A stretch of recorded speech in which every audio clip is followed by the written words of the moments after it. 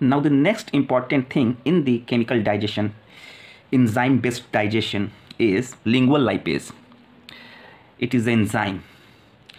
It is a fat splitting enzyme, triglyceride splitting enzyme.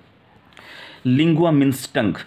So the lingual lipase is secreted from the gland which are present at the posterior part of the tongue.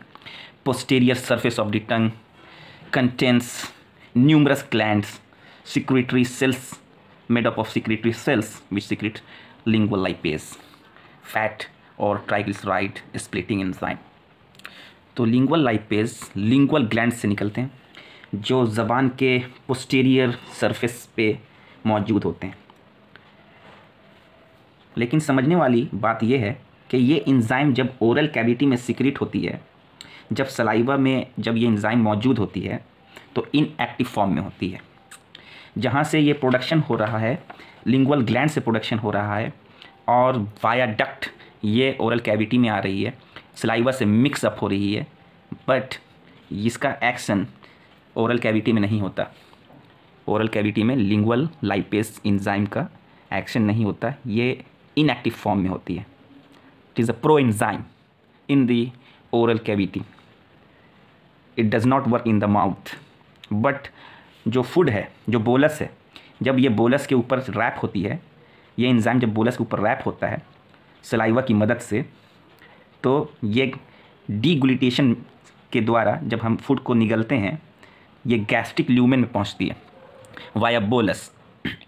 Bolus पे लिपट करके ये कहाँ जाती है? Gastric lumen में।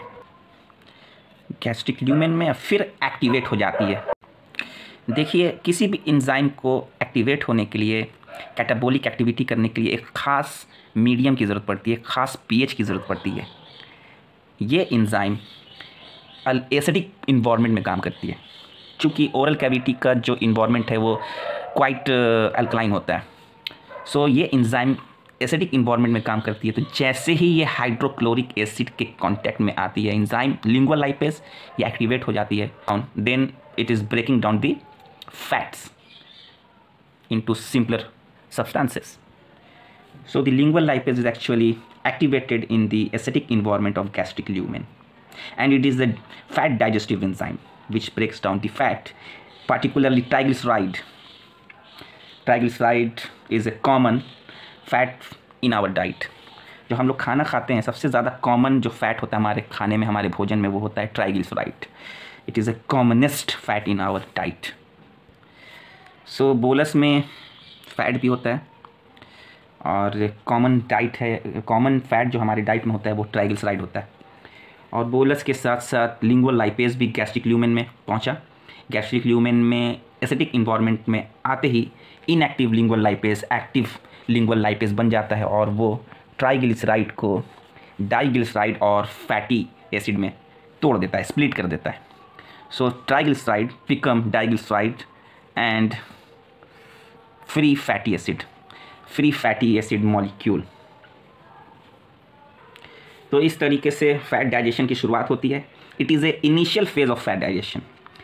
Actually it is a starting digestive process.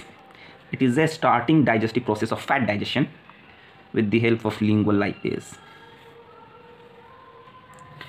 लेकिन जो मेजॉरिटी ऑफ फैट डाइजेशन है वो तो पैंक्रियाटिक लाइपेज की मदद से और बाइल के कांटेक्ट में आने की मदद से ड्यूडिनम में बाइल है और पैंक्रियाटिक जूस के पैंक्रियाटिक डाइजेस्टिव एंजाइम्स हैं। तो बाइल क्या करेगा? फैट को इमल्सिफाई कर देगा, छोटे छोटे टुकड़ों में काइलोमाइक्रॉन्स में तोड़ देता है और पैंक्रियाटिक लाइपेज जो है वो ट्राइग्लिसराइड को क्या करती है? डाइग्लिसराइड और मोनोग्लिसराइड में बदल देती है।